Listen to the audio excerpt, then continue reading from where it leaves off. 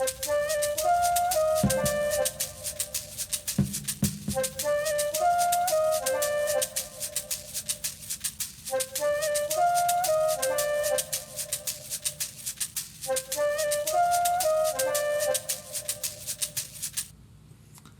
was King Tutankhamun? Hi everyone, I'm your teacher, Mr. Cassara. Today, we are going to delve into the fascinating history of King Tutankhamun. This detailed lecture will cover a wide array of aspects related to King Tutankhamun's life and legacy, providing a thorough understanding of this enigmatic historical figure.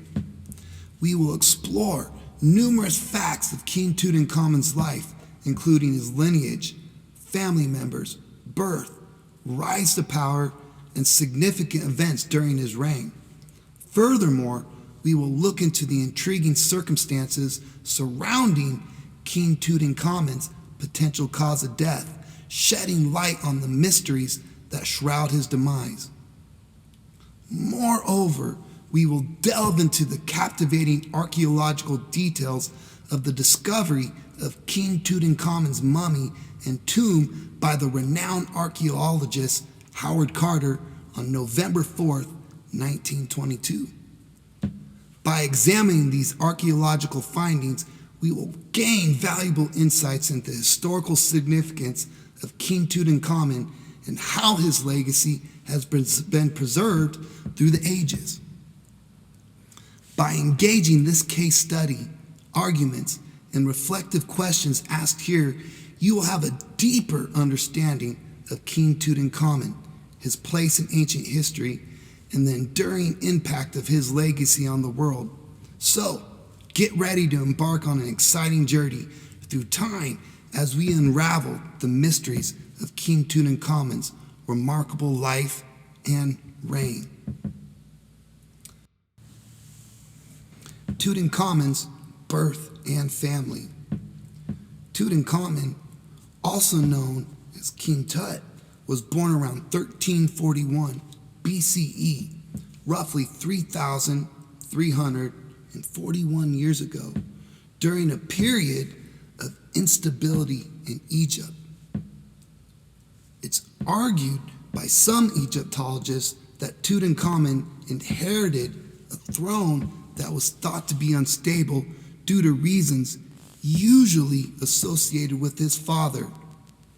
Akhenaten, who was Tut's father, was pharaoh for 17 years, from 1353 BCE to 1336 BCE, and was one of the first rulers to believe that his country should be monotheistic, which means worshiping one God. This monotheistic belief was not widely accepted among the ancient Egyptians, and many Egyptologists argued this led to a series of challenges for the people, such as recession, poverty, and famine. Question I'd like for you to all think about. Even though Akhenaten's rule was marked by instability, how is the worshiping of one God influential to modern religions such as Christianity, Buddhism, and Islam? Is monotheism a marker of modern religions?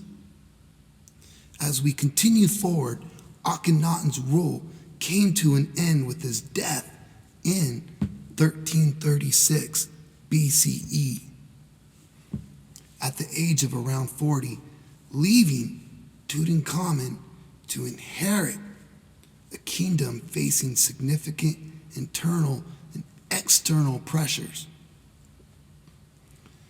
Tutankhamun's reign was short-lived, lasting only around 9 years, and it's believed that he died in his late teens or early 20s. His death is still a subject of mystery and debate among historians and Egyptologists, with arguments and theories ranging from illness to foul play. Despite his short reign and young age at the time of his death, Tutankhamun's legacy has endured through the centuries, captivating the world with the treasures found in his tomb and the mysteries that still surround his life and death. Tutankhamun's mother. Who Tutankhamun's mother was has been surrounded by quite a bit of mystery. But with that, all good historical stories come with a mystery. Many Egyptologists in the past argued Tutankhamun's mother could have been Nefertiti, given she was the wife of Akhenaten.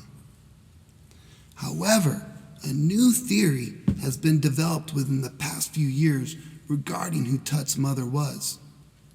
Scholars and Egyptologists typically believe Tut's mother is an unnamed woman called the Younger Lady, whose mummy was discovered in tomb KV35 of the Valley of the Kings in 1898. One thing we know for sure is the Younger Lady found in tomb KV35 was that her father was Amenhotep III.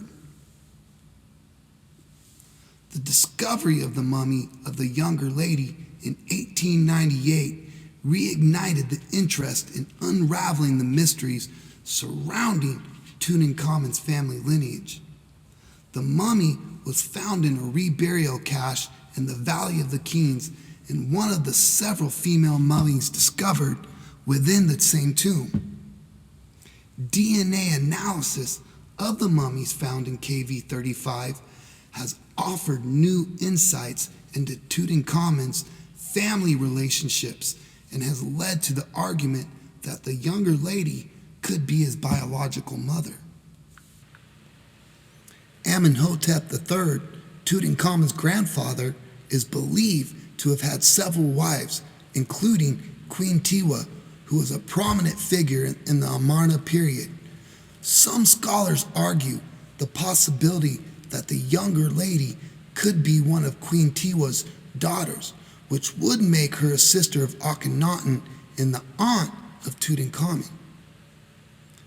This hypothesis has sparked further research and debate among Egyptologists and historians, adding to the intrigue of Tutankhamun's family history. The identification of Tutankhamun's mother continues to be a subject of ongoing research and scrutiny as experts strive to piece together the puzzle of ancient Egyptian royals and their complex lineage. As new discoveries and scientific advancements shed light on the enigmatic period of history, the story of Tutankhamun and his family remains a captivating and ever-evolving tale, inspiring continued fascination and inquiry into the lives of ancient rulers. But before moving on, an important question for us to consider is how DNA analysis could assist in other studies of the past. And also, how could DNA analysis aid us today? Amenhotep III, Tutankhamun's grandfather. Now, we will continue our discussion by delving into the life and legacy of Tutankhamun's grandfather, Amenhotep III. Amenhotep III, who reigned in the 14th century BCE, held the esteemed position of pharaoh in ancient Egypt. In visualizing Amenhotep, historical records indicate that he was an obese and ill man for much of his life, which might have had an impact on his reign in various ways. But with that, we should ask, how might have Amenhotep's health affect his reign and ancient Egypt's stability? During his time as a pharaoh, he was worshipped as a living god, a common practice in ancient Egypt where rulers were often defined during their lifetimes. Despite his physical challenges, Amenhotep III was considered to be a successful and beloved pharaoh of the ancient Egyptians. One of the notable achievements of Amenhotep III's rule was the prosperity and stability he brought to ancient Egypt. Under his leadership, the country thrived with a functioning economy and efficient government. His reign was marked by a period of peace and cultural growth, and he was remembered as a ruler who cared for the well-being of his people. And another question we could ask is, even though ancient Egypt was a monarchy, what would peace, cultural growth, and prosperity mean to everyday people like us? Amenhotep III derived his name from the sun god Amun, whom he believed to be his father. This belief in his divine ancestry further solidified his status as a ruler with divine connections. Despite his struggles with health, Amenhotep III lived to be 40 to 50 years old. Another question we could ask is, how did Amenhotep's death affect ancient Egypt's population? Would it have been better for the public in general if he would have lived longer, given it's typically argued that his son was a below-average leader? His influence extended beyond his own lifetime and had a lasting impact on the subsequent rulers, including his grandson, King Tutankhamun. In connecting events, it is widely believed that Tutankhamun's upbringing and early experiences were greatly shaped by the legacy of his grandfather, Amenhotep III. Tutankhamen's reign.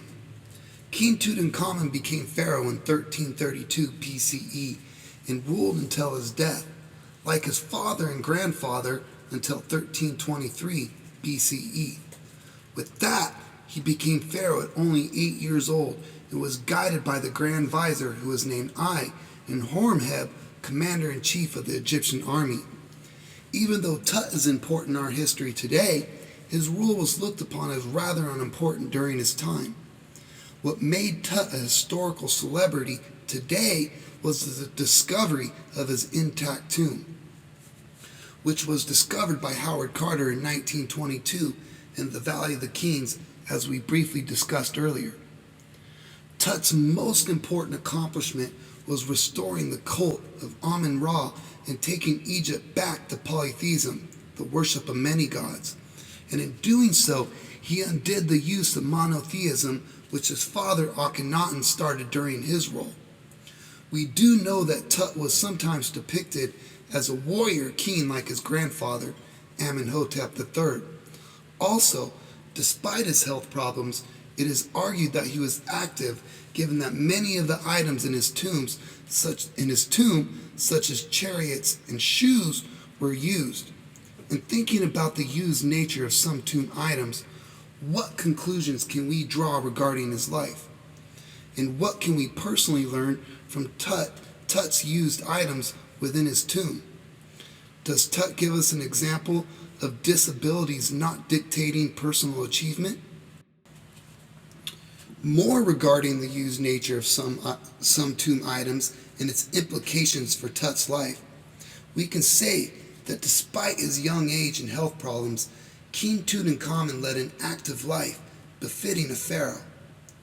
The presence of well-used items such as chariots and shoes suggests that Tut actively participated in activities such as hunting, riding, and perhaps even military pursuits. Tutankhamun's death. Tutankhamun, the famous Egyptian pharaoh, died at the young age of 18 or 19 years old in 1321 BCE. His death is surrounded by quite a bit of mystery and speculation. One of the intriguing aspects of Tutankhamun's death is the discovery of a bone fragment found in the back of his head while examining his mummy. This led some scholars to believe that Tutankhamun was murdered from a blow to the back of the skull. However, there's also a prevailing belief among most experts that his injury was likely caused by Howard Carter's mishandling of his mummy during the excavation process by his team of archaeologists. Another theory suggests that Tutankhamun may have been involved in some kind of high-velocity accident, as he had a knee injury that never showed signs of healing. Additionally, laboratory analysis of his mummy revealed the presence of malaria, indicating that he may have been battling the disease. It is possible that these factors, a combination of chariot accidents and the effects of malaria, contributed to his untimely death. Overall, the circumstances surrounding Tutankhamun's death continue to intrigue researchers and historians, and the debate about the exact cause of his demise remain ongoing. In an undergraduate study I took part in, I concluded that Tut's injuries are consistent with the fall from a chariot. Tut's body showed a combination of head and knee injuries, which is similar to the types of injuries seen in vehicular accidents today. Putting all this information together, it leads to the question of how Tutankhamun may have passed away. As a class, it would be interesting for us to explore and discuss the various theories and evidence surrounding Tutankhamun's death. Perhaps we can even have an assignment later on this semester where we delve deeper into the topic and consider the different perspectives and historical context surrounding his death. And with that, I look forward to exploring this more as we move forward in this semester. Tutankhamun's tomb. In analyzing Tut's burial chamber, only the walls have decorations, which is quite rare. In comparison, most royal tombs are brilliantly decorated with funeral texts such as the Book of Gates, which aid the king in finding the afterlife. Most of Tut's tomb decorations are of his funeral or Tut with a number of deities. KV 62, which is Tut's tomb, is considered quite small because he died relatively young and his tomb was probably unfinished. With that, the 5,000 artifacts Tut was laid to rest with are tightly packed or even dismantled due to the small size of KV 62. In addition, Tut would have utilized many objects in the afterlife such as makeup, incense, furniture, board games, chariots, weapons, and even shoes. Sadly, Tut's memory was erased mainly by the following king because his father was not well liked. But with that, the discovery of Tut's tomb by Howard Carter made him one of the most famous kings in pop culture today. So, one could say, metaphorically, that Tut continued to live in the memory of people interested in his life today. In thinking about the items in Tut's tomb, what conclusion can we draw from? Was Tut cared for by his family?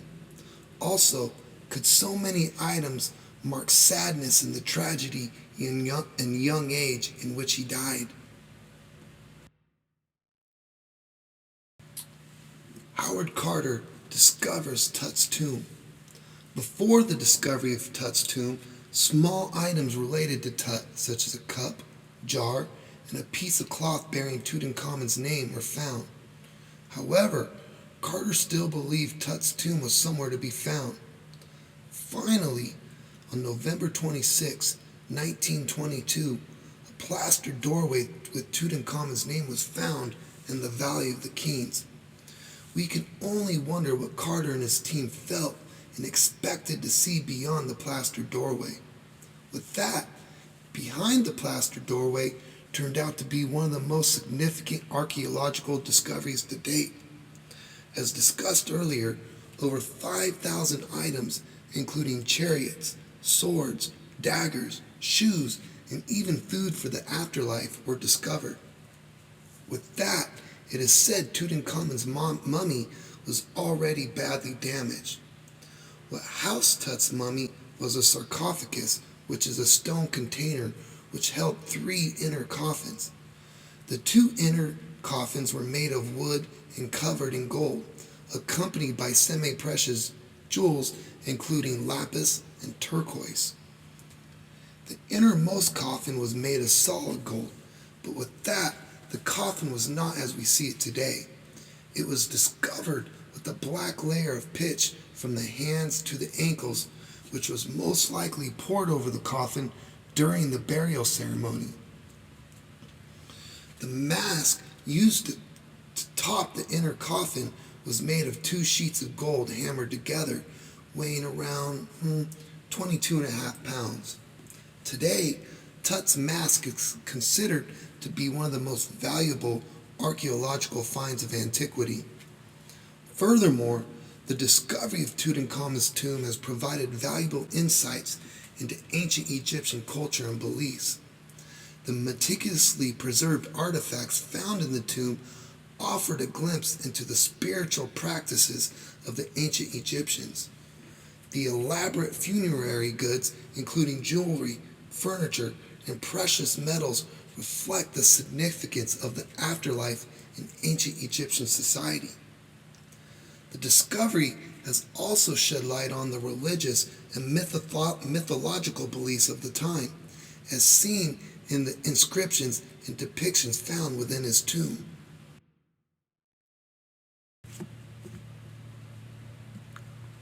Moreover, the meticulous preservation of Tutankhamun's tomb and its contents has allowed researchers and historians to study and analyze the artifacts in great detail. The wealth of information that came from the tomb has deepened our understanding of ancient Egyptian art craftsmanship, artistry, and technological advancements. Additionally, the discovery has sparked renewed interest in Egyptology and inspired further exploration and excavation in the Valley of the Kings and other archaeological sites in Egypt. The legacy of Tutankhamun's tomb continues to captivate and fascinate people around the world, making it an enduring symbol of ancient Egypt's rich history and cultural heritage. In closing this lecture, I hope we have learned more about ourselves as a group and even a class. Through history, we can discover more than just facts about the past. We know that many of the problems we face today are problems that ancient Egyptians faced. And with the end of the pandemic behind us, this lecture gives some hope regarding our everyday issues. It's fascinating to think that the challenges we experience in our daily lives have echoes in history, and that we can draw strength and even perspective from the struggles of those who came before us. And with that, these problems we face in the everyday world do not define us, just as Tut's issues did not define who he was. Even though Tut's father was troubled, Tut looked to his past for foundation in everyday life. This perspective encourages us to consider our own struggles in a broader context, reminding us that we are more than just the sum of our challenges, and that we can draw inspiration and even wisdom from the stories of ancient civilizations. If there are any questions you think of later, feel free to reach out to me in class or through email. And finally, I truly hope this lecture is something that you can all carry forward in life. Thank you.